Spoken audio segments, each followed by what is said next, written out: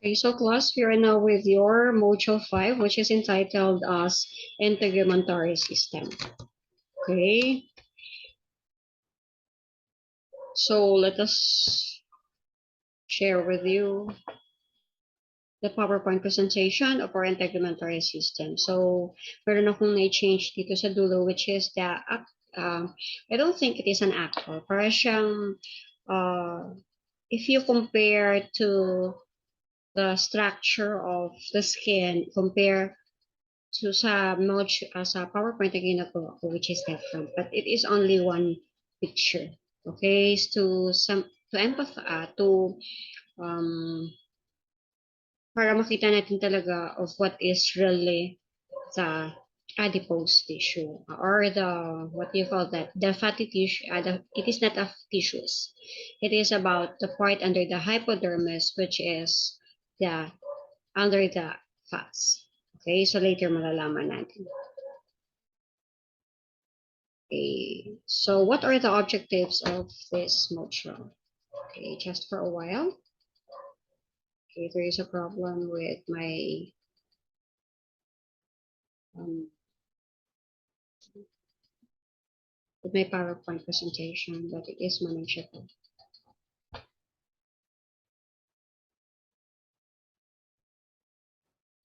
Okay, so when you say integumentary system class, habang ito ay naglalog, is that when you say integumentary system, it is refers to the skin and then the accessories of the skin, which are the nails, the glands, and then the other one, which is the hair. Okay, so your skin is the largest external organ of the body. So which means that your skin is found all over your body. Okay, it is not internal but external. Okay, so the objectives of this chapter as follows. So first is to identify the anatomical parts of the skin, the hair, the nails, and then the glands. And then second is to name the different layers of the skin. Third is to explain the function of the integumentary system. Number four, to examine how touch receptors travel throughout your body. So this number four will be your laboratory or the laboratory exercise in your integumentary system, which is related to psychology. Okay, so yung immediate response of our body and at the same time, on how our body reacts using our nervous system, so the nerves and then the blood vessels, which is a part of your integumentary system, which is under your dermis. Okay. So the definition of but before that, let us first look at the picture. Okay, so if you notice, you will see the muscles of the body without the presence of the skin because your skin is made up all over our body. So which means throughout your body, ay merong skin. That is the reason why that your skin is an external largest organ of the body. Okay, so the internal organ is that the liver. So huwag kayo malilito doon. So this one, so the muscles are found. Here are the nails. So if you notice that your nails, di ba mayroon naman tayo minsan, nakikita natin yan, pag natanggal yung ating nails in our toes and in our fingers. So that is under the mitosis. So nakikita natin, they can produce another nail with the same appearance, but sometimes hindi rin. Okay, but it is under the mitosis or under the cell division of mitosis. Kasi same parent, which means one parent lang siya, kaya nakakapag-produce siya ng identical. Okay, so this word is bald. So this is baldness. Ibig sabihin pagkakakalbo. Okay, so ano ba makikita natin if there is no presence of hair in our head? So in terms of heat, okay, pag mayroong heat, okay, direct agad yung heat sa ulo natin. Okay, so how about this one? So these are the images of our the accessories. How important is the accessories under your integumentary system? The definition of your integumentary system, it refers to an organ system. So when you say integumentary system plus, di ba, in your organization of life, is that when you say system, organ system, it is came from the different organs of the body. So the organs, for example, pag ito ay under ng digestive system, so the organs are the the mouth, the pharynx, the esophagus, the stomach, the small intestine, the large intestine. All of this, they go hand in hand to produce a one system. So when you say integumentary system class, this is the main structure. So the main structure, so the component of your integumentary system as follows. So the skin, the nails, the hair, the glands. Okay, so even the nerves and then the blood vessels are included here. Why? Because your nerves and your blood vessels send impulses to the brain. You send impulses kung ano man yung nangyayari sa ating skin. Okay. So the skin is the largest among the structures of the system, the external largest organ. Okay, the skin also protects the internal body organs. If you notice, iba nakahubad siya without the presence of the skin, nakikita yung mga muscles. The different parts of our body ay pwedeng makita. Okay, aside from your heart, kasi ang heart is covers with your bones. Okay, your muscles is the one used for locomotions or so on and so forth. But your skin is one of the component that protects the internal body organs. Okay, meron siyang protective coat, okay, that covers the entire human body. The skin has an effective barrier that protects the human body from possible pathogens. Okay, so there is a Langerhans cells which is found in your epidermis, which is the one that protects us if there is a presence of infection, but only a minimal amount of percentage, 1%, which means that our body is potential to have an infection also. The skin covers the human from harm from chemicals. So for example, if there is a presence of burning, kapag nagluluto tayo, pag tumatalsik, ang natatalsikan kaagad is our skin. But you have to be careful, class, because there are stages of burns. So which means kung superficial lang, kung napapansin natin matatalsikan, is that yung ating superficial or the epidermis. But take note, class, maaari itong lumala. Okay, what if the blood vessels ang ipinasok na yung stage ng brain. Okay, for example, the chemicals, for example, kumukulong mantika, tapos napasukan yung ating dermis. Okay, the mechanical, osmotic, thermal, and other UV lights, which means from the heat of the sun, the one that covers it or the barrier, okay, to protect us. Kasi ang sunlight, the heat of the sun, ay mayroon siyang minimal amount. Sabi nila, hindi ka na pwedeng magpa-araw pagdating ng noon. Kasi on the noon time, yun ang may pinakamataas na sikat ng araw. Kaya nga may sinasabing heat stroke. Okay? So another one is that your vitamin D kasi is came from the heat of the sun. It is the one that produced the vitamin D. Okay? It is came from the heat of the sun. But meron din class about the skin cancer. Okay, so yung too much exposure daw sa UV or sa UV light, this can cause skin cancer, one of the cause. But still, the cause is unknown. Okay, the skin has a major role to control the body temperature. Why? Because if there is a presence of fever, or if there is hyperthermia, which is a medical term, which means that there is an increased level of temperature inside our body, which is above the normal.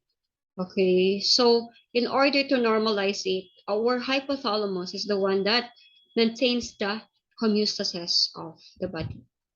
Okay, so pag nakita niya ng body temperature mataas, okay, ano yung gagawin niya? It releases a hormone, okay, to produce sweats. So your sweat glands, okay, is activated and then mag-open yung person produce a sweat. And what happened for this? It is either it decreases the temperature. It says here that increasing and decreasing skin blood flow. Okay, if you notice, there is a vasoconstriction and vasodilation. That is the reason why, di ba sabi kanina ni Escalante is that what if a person ay nagpapawis ang kanyang mga kamay even though hindi naman siya nilalagnat. Okay, that is during the attacks of stress. Okay, so yun kasi ay vasodilation, which is under the blood vessels. So which means during the attacks of stress is magvavasoconstrict yun, and then your body, your brain reacts for this because it sends impulses to the brain to neutralize it under the central nervous system. Okay, so under the nervous system. Okay, so that is a combination of your central nervous system and then the peripheral nervous system. So pag-aaralan natin yan under your nervous system. So that is the release about the autonomic nervous system, which is the immediate response in our body. So in order to maintain the homeostasis during the attacks of stress. Okay, so ang gagawin nun is that dahilan yun, papawisan siya to release the tension. So maybe that is the immediate response of the body in order to release the stress, to maintain the homeostasis. But take note, class, ang lahat ng bagay ay meron siyang control. So you have to control for this. Okay, so you have to have a checkup. So ipapacheck mo ba if the cause is that, the response of, the immediate response of your body against stress. At you have to take note also, class, kung kailan namamawis ang ating mga kamay. Kasi baka meron yan, sign yan ng isang sakit sa ating katawan. Sweat also is present here and as a sensory organ made up of sensation from temperature. Okay, na sabi ko na yan about in terms of sweats, in terms of pag may sensation from temperature, touch, pain, and other stimuli. So ito yung sinasabi na it is about the sensation. It is not only about the temperature, kaya sobrang init, kaya papawisan ka. But also, for example, pag meron kang crush, tapos humawak sa kamay mo, di man pinapawisan ka dahil sa sobrang reaction ng katawan mo. If there is a presence of pain, pag sumasakit ang tiyan nyo, napapansin nyo siya, class, pag sumasakit ang tiyan nyo, tagtag kayo ng pawis and other stimuli. The skin is used for locomotion. So yung skin natin ay ginagamit, which is one of the component kung bakit nakakakilos tayo na impact.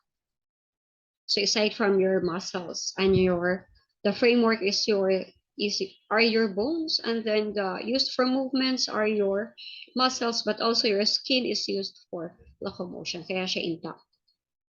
And manipulation because skin has a good fractional properties and elasticity. So when you say elastic, na kahit anong kilos mo, even though the presence of the cartilages, okay, about the tendons, about the ligaments, so intact pa rin, naging flexible ang ating katawan. The skin, okay, there are 3 layers of your skin. So these are the epidermis, the dermis, and then the other one, which is what we call the hypodermis class. Your epidermis, epi means above. Okay, class epi means above, which is above the dermis. Okay, which is the second layer is what we call the dermis, which is found between your epidermis and your hypodermis. So this is the middle portion. And the next one is your hypodermis. Your hypo means at the inner portion or at the lower portion. Diba sa mababang parte. So like for example, in the case of hypothyroidism, naririnig nyo yun sa hypo means below. So which means that your hypodermis is found below your dermis. Epidermis, which means it is found above your dermis. Kasi epi means outside. Okay, so your hypo means, I think it's epi, para siyang hyper, which is above. Okay, basta the epidermis is found above your dermis and your hypodermis is found below your dermis. Okay, your dermis is at the middle. So let us first tackle of what is epidermis. So this is avascular. Para siyang inyong epithelial tissue. Your epithelial tissue is the superficial, which is found, okay, at the lining of your skin. So your epidermis, same with your epithelial tissue, which is avascular, without the presence of the blood vessels. The cells which are found in the epidermis receive only the nutrients through diffusion of fluids from the dermis. So if you recall with our previous lesson in biochemistry, is that the nutrients during the digestive process class, diba, tinutunaw ang binibreakdown ng ating food into smallest particle, okay, going down to your small intestine for final absorption. So it goes into your villi, your microvilli, going to the bloodstream. Okay, sa bloodstream, doon minsan yung pinaka-monomer, okay, ng ating glucose ay na-release.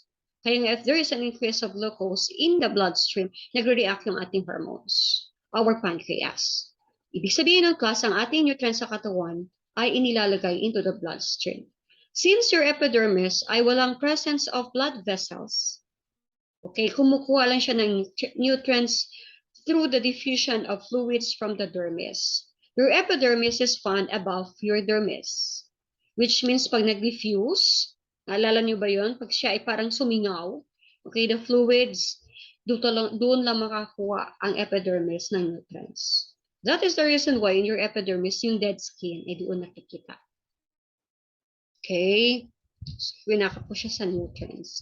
So your epidermis is made up of keratin and then the melanin. I think it is not only about the two, but also your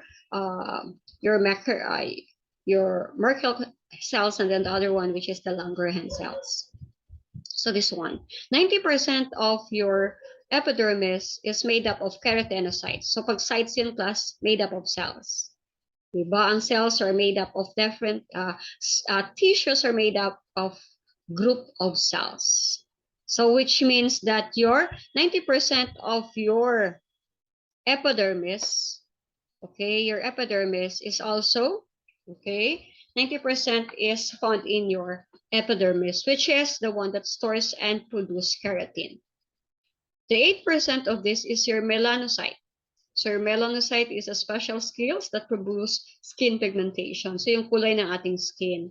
But sa nasasabi ko na class, what if may yung mga black Americans? Black na kasi yan because of that genetic factor.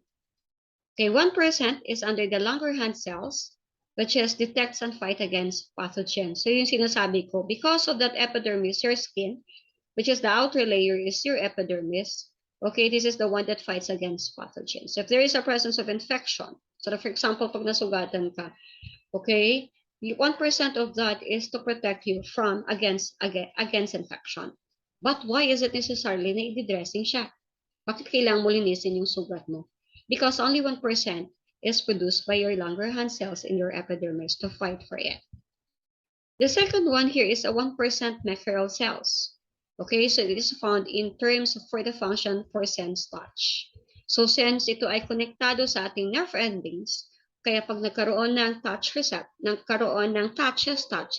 nagre-react, but only 1% under your epidermis. And I think at the lowest portion of your epidermis. Kasi next kasi yung inyong, dito siyang portion, which is under the stratum basal or basal. Okay, so next kasi nun is the dermis, which the blood vessels are found.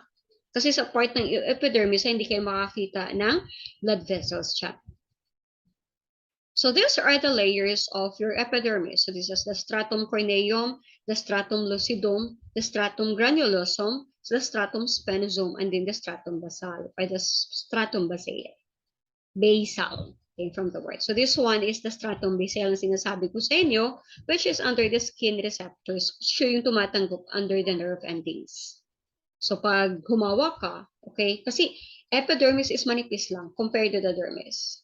So nasasagi yung ating Merkel cells, which is responsible during the touch, during the sense of touch. Okay, so nagre-react ang ating nerve endings and send impulses to our brain, and then nagkaroon ng something and something. So your dermis is found next to your epidermis. But before that, let us first tackle about the layers of the epidermis. Kung titingnan nyo, nababasa nyo naman yung class here. The stratum corneum is found at the outer layer of the skin. So it's here at above. So this is your stratum corneum, which is found at the upper portion or the pinakamatuktok na portion ng ating layers of the epidermis. And then your stratum basal or basal ay dito, which is the lowest portion under your epidermis. Okay, this is made of keratin and many rows of dead flattened keratinocytes. So 90% ay made up of keratinocytes. Okay, so this is the one that protects the underlying or the below layers. So siya nagproprotection ng ibang layers which is found below this stratum corneum. Stratum corneum is a sheet. So para siyang shade. Nagko-cover siya the dead keratinocytes. So pag dead keratinocytes kasi yung class, it is under nutritious. So this layer, the dead keratinocytes produce defenses as the first immune defense. Because of the stratum corneum, this is the one that protects, okay, the dead skin or the dead keratinocytes, okay, as the first immune defense. So second one, under pababa tayo, is that your stratum lucidum. So this is the second layer, which is found at the thinner skin in palms and skulls. So ibig sabihin, may mga portions sa ating skin na maninipis ang kanilang stratum lucidum, which is found in palms and then the soles. So makikita nyo yan sa inyong experiment. Stratum granulosum is where the keratinocytes start to make waxy lamellar granules to make the skin waterproof. So granulosum came from, so the keratinocytes is a stratum granulosum are removed from the dermis if they die because they are lack of nutrients. Okay, so pag napapatay through the mitotic process ay napapalitan. Okay, so this is about to start to make the waxy lamellar granules. Okay, so the keratinocyte in the stratum granulosum are removed. Okay, so kung napapansin nyo, pag nagpapalit kayo, naglalagay kayo ng toner or something na tatanggal yung pinaka-tuktok na portion ng inyong skin kasi pinapalitan yung dead skin na sa taas. The fourth one is your stratum spinosum. So this is the layer in which Langerhans cells are found. So ano ba yun yung Langerhans cells? Which is responsible to fight against infection in terms of pathogens. So that is under your stratum spinosum. Okay, desmosomes. So desmosomes kasi dapat yun ay tatakan sa cells. So this is a cellular projection which the spines found between your keratinocytes which hold them together and resist friction. So yun yung nagpo-protect sa akin if there is a presence of friction. Your desmosomes. Okay, that is under, medyo malalim na siya. So I think na-tackle ko to sa third year na fourth year na on the desmosome. Hindi ko lang alam, under the cells. Number 5 is stratum basal or the basal or the basal. This is the deepest. So ito siya yung na malapit doon sa portion ng dermis, made up of stem cells to form all other cells of the epidermis. So I observed, said the Merkel cells, yung, di ba, na-attach siya doon because it is, the stratum basal is malapit doon sa nerve endings under the dermis. So pag may touch, meron tayong ginagamit about the sense of our touch, nagkakaroon ng reaction because there is a presence already with the nerve endings, the Merkel cells, which is the Merkel cells are responsible of, ano yun siya, for the under the touch receptors. Okay, pero under pa rin siya ng inyong epidermis, which is, pero nasa lowest portion ng ating epidermis, which is, malapit siya sa dermis. Okay, the primary function of this epidermis is a physical and biological barrier. Okay, so isa siyang external barrier. So ibig sabihin, pag mayroong mga chemicals, mechanicals, I have mentioned, ito yung ating epidermis ang laging kasangga. Okay, siya ang unang nasa labas. Pati tingnan yung manipis lang ang epidermis natin klasa. What if, for example, pag nakat mo yung iyong daliri, napapansin mo class, pag may dugo yan, the dermis part is nasira mo na or na-apekto na. Kasi manipis lang ang epidermis kasi. Pero kung yung mga scratch lang, kung mga scratch lang at there is no presence of blood, which means that is a part of your epidermis.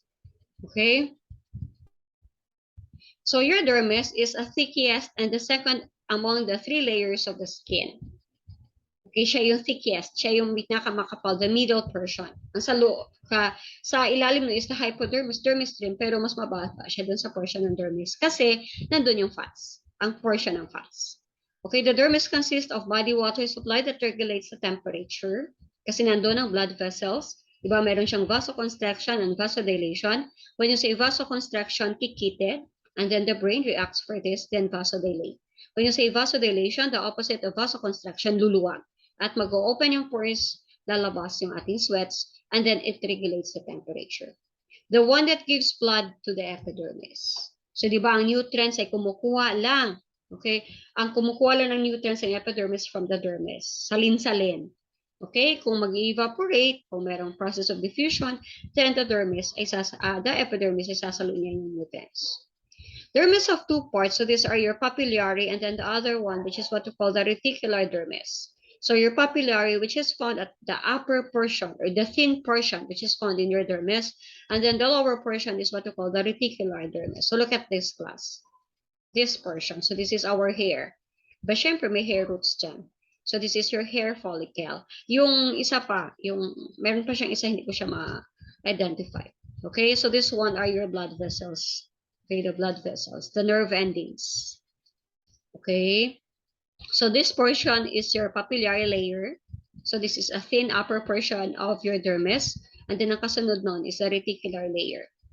Okay, so what are the functions or what is the function of each layer of your dermis? So your papillary layer is a superficial. Hindi siya superficial na nakikita sa epidermis plus sa pinakamataas na portion ng ating dermis. So the project into the stratum basale.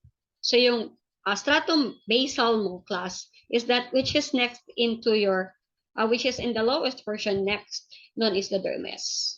So siya talaga ang napapansin doon ng papillary because the papillary is found above the portion of the dermis. Okay? It is made of loose connective tissue.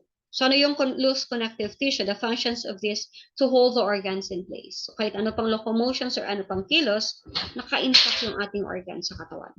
Paano kaya kung habang kumikilos at tumatakbo ka, pag hindi intact yung atay mo, edi tumatalong ka, tumatakbo rin, at nayuyugyug din yung mga internal organs mo sa katawan. Okay, that is due to the presence of this loose connective tissue. So here is the next one is the reticular layer. So this is a thick layer of the dense connective tissue. Ano yung ginagawa ng dense connective tissue? Alalahanin yung klase ang dermis, ayun yung under ng connective tissues.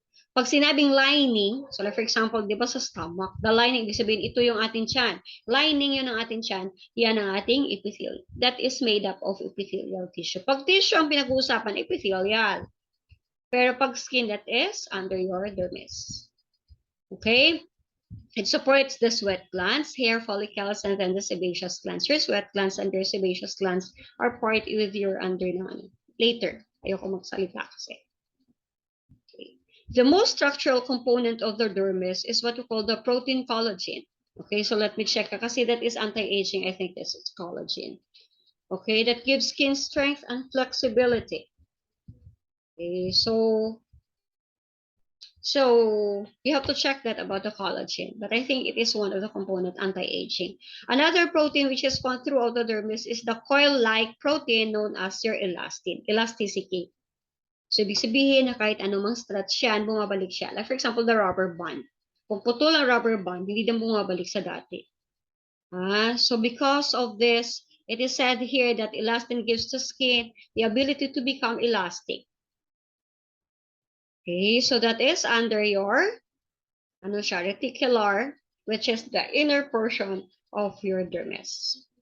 Okay, it gives strength. Both the collagen and elastin proteins are produced with your specialized cells, which are known as your fibroblasts. Okay, which is found at the upper edge of your dermis. Okay.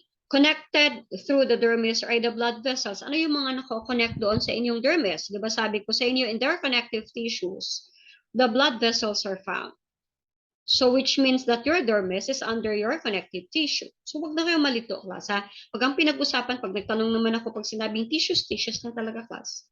Okay, pag sinabi siyang part ng skin, part lang ng skin, class, ha? So that is under the connected through the dermis, which are the blood vessels, the lymph vessels. So your lymph vessels are responsible for this, yung fluids na distribute to the other lymph nodes na nasa katawan natin, yung mga kulani-kulani. Okay, if there is a presence of sipon, naalala nyo yun, our lymph nodes ay namamaga. That is the normal reaction of our body against infection.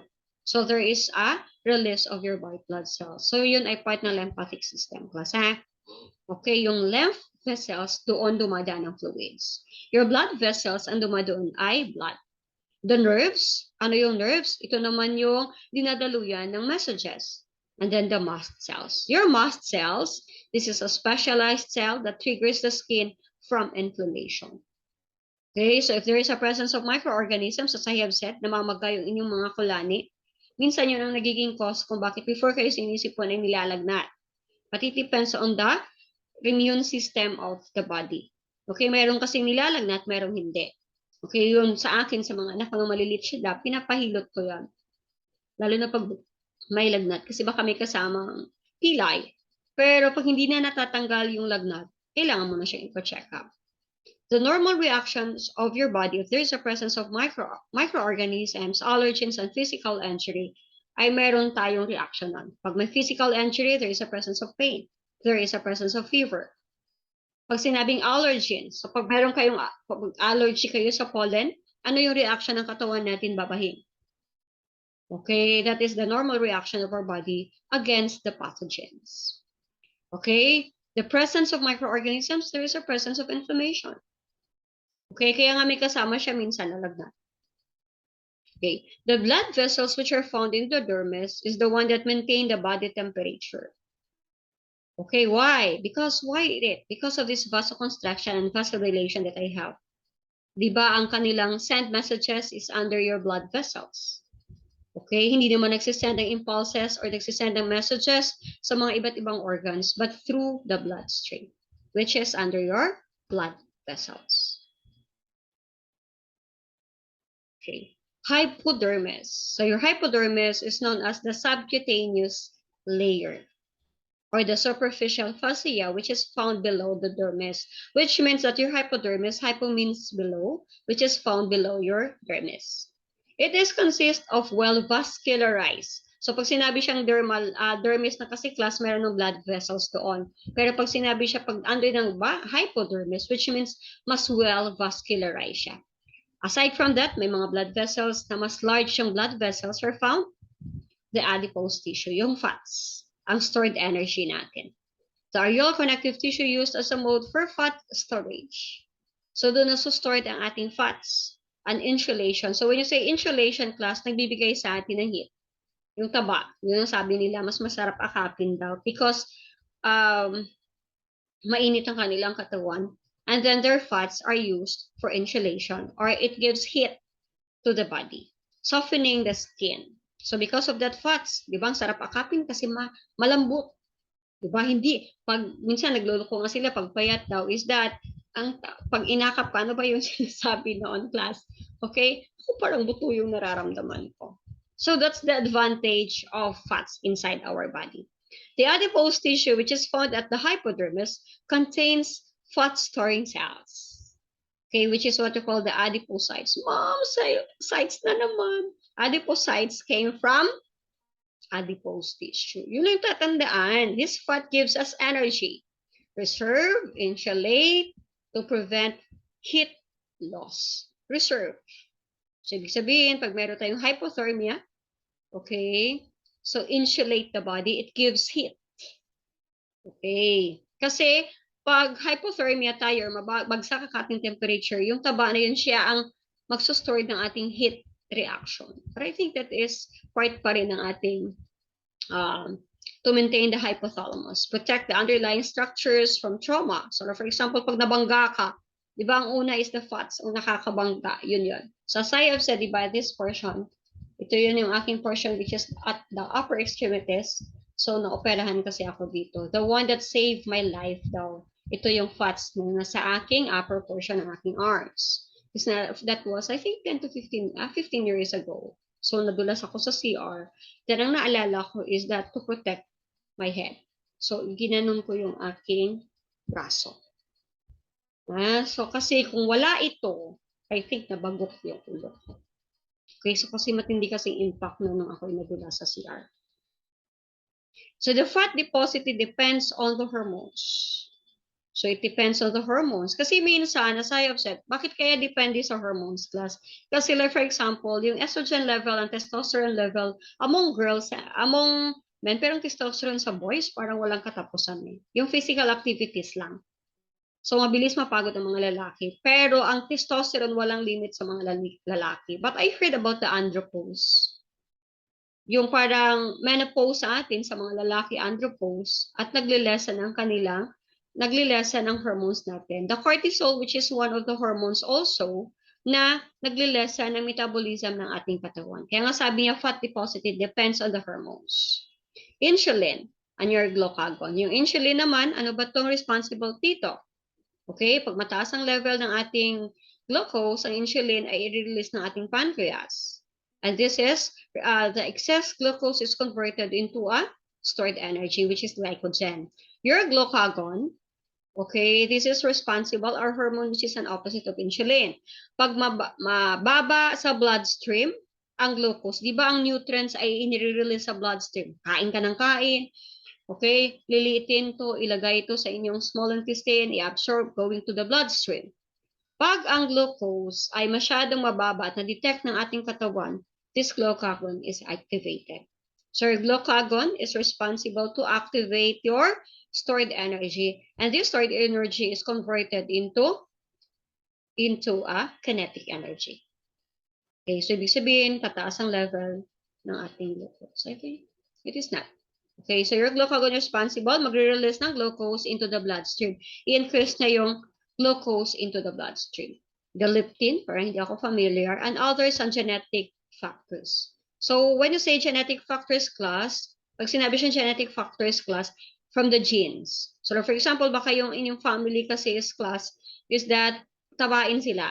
So one of the factors. So the disposition of fast changes as our body matures and age. So ito yung pag nagmamature o tumatanda ang isang tao, nalilesen din ang kanyang fat, nai-increase ang kanyang fat deposition. So nung ako'y dalaga, ang payat ko, class. Walang fats talaga.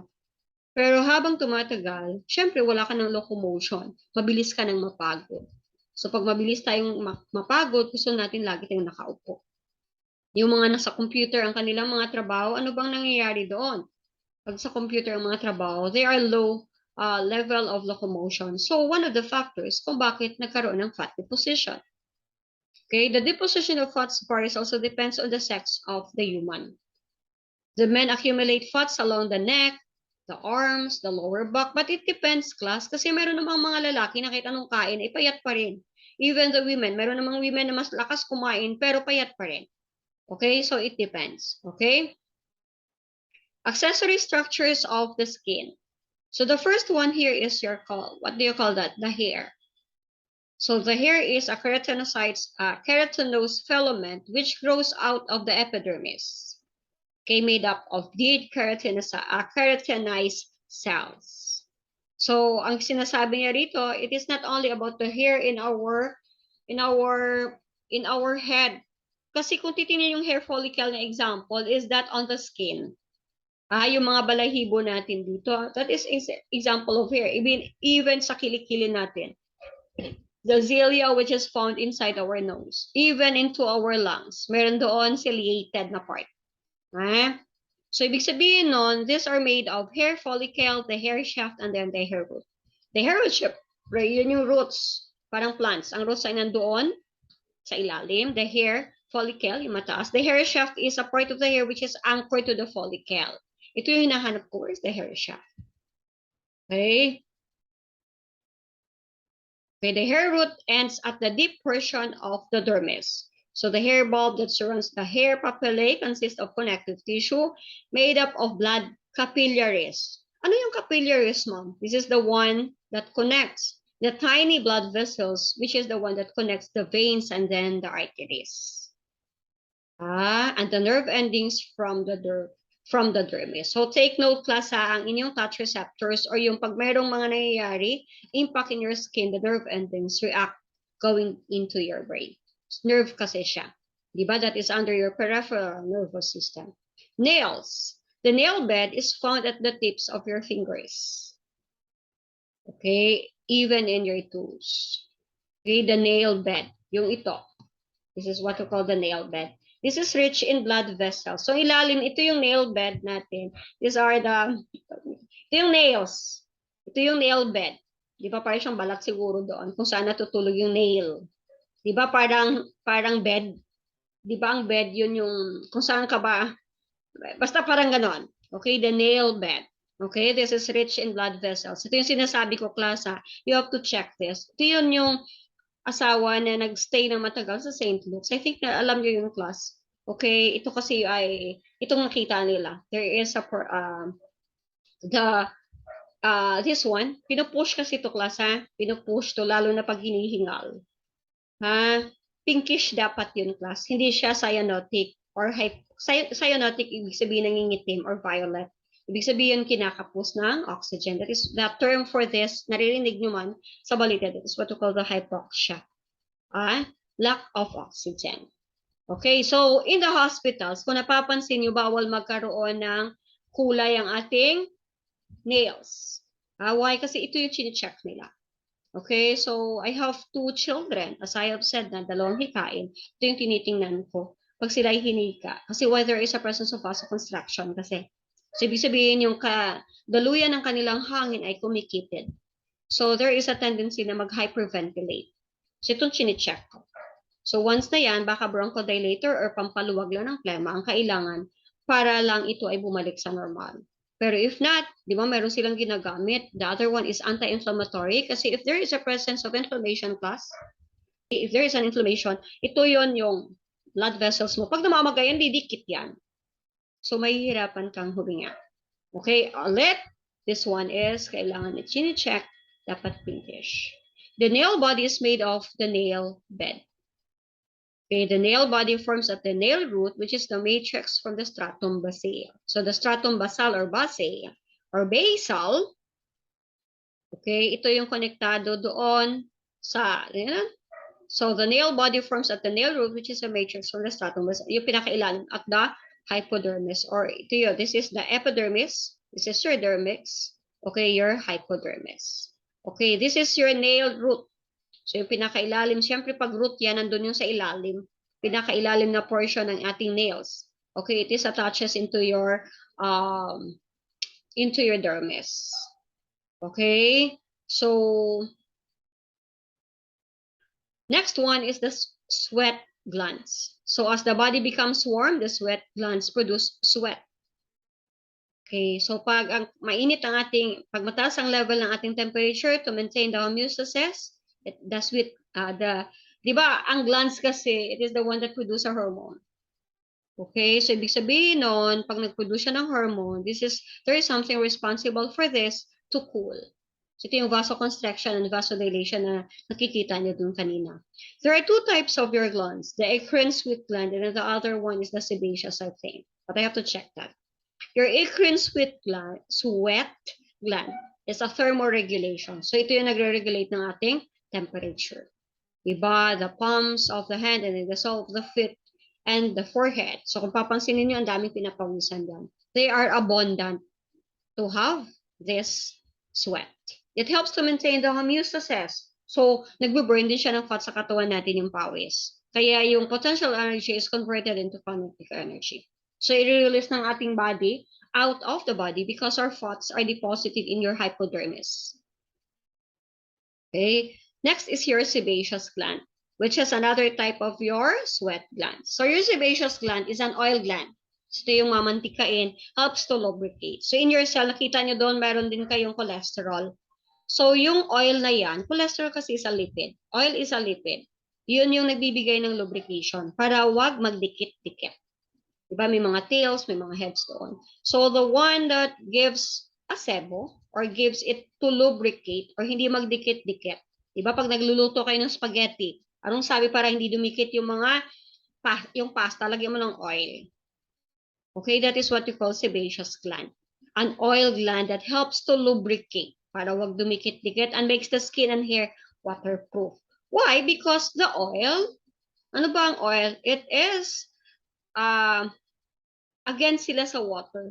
The oil is, ano tawag nun? Is high, meron silang, the oil can separate into water. Diba? The oil kasi is light. So, kung ilagay mo yung water and then the oil, ang oil mangibabaw, magsa-separate, hindi magmi-mix. And that is, it gives the hair waterproof. Okay, hindi ma-absorb yung water. They gave an excrete sebum. Sebum came from the word sebo, a mixture of lipids. Okay, it lubricates the dry. So, because of that sebo, diba, during sexual intercourse kasi class, okay, there is a lubricant. So, there is a produce normally by our hormones inside our body. So, pag nagme-menopause ka na class, there is no other lubricants there. Okay, nakakaroon ng dry skin. Okay, so this is a fatty acids or sebum has an antibacterial properties. It prevents water loss from the skin in low humidity environment stimulated by the hormones. and almost become active during puberty stage but inactive during childhood. Ibig sabihin, nag-uumpisa ito sila class about the hormones which are responsible for this. Okay? Okay? During the puberty stage because of the release of that hormones. Hindi pa siya active during childhood stage. Hindi pa yan siya kaya medyo delikado na pagdating class na at the puberty stage. Okay? So, next, this one. Ito yung sinasabi ko, class. So, these are the layers of the skins. This one is this portion. Okay, ito yung portion which is what we call the epidermis. Napakanipis lang niya, class, ha. Ito yung portion ito. So, nandiyan yung mga stratum. The stratum basal or basal is here in the portion of this. So, meron ng nerve endings dyan. Okay, in your dermis. So, this portion is your dermis. This portion, parang may mga oil or merong fats or merong adipose tissues. Okay, ito yung mga yellowish na to, class. Okay, this portion is your hypodermis. Okay, so ito yung inyong, nakikita ko to sa YouTube. Okay, gusto ko pa siya sana i-explain, but it is, I think pakinggan ko siya pag gumawa tayo. Pag gumawa ko ng inyong touch receptors. Pakinggan ko ulit. Okay, so, it says here that your touch receptors are subtype sensory neurons which are found in the skin.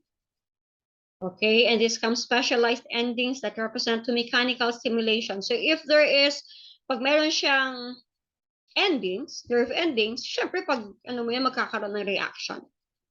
Okay, it stimulates. Okay, as a part of the somatosensory system, the touch receptors send messages to the central nervous system. So alam nyo na yun, pag part ng central nervous system, it goes into your brain and into your spinal cord. Kasi yun yung part ng central nervous system. Okay, your brain and your spinal cord. On the other hand, ang inyong peripheral, yung mga nerve endings or the nerves. Okay, so yung touch receptors. Kaya ibig sabihin that is connected with the nervous system.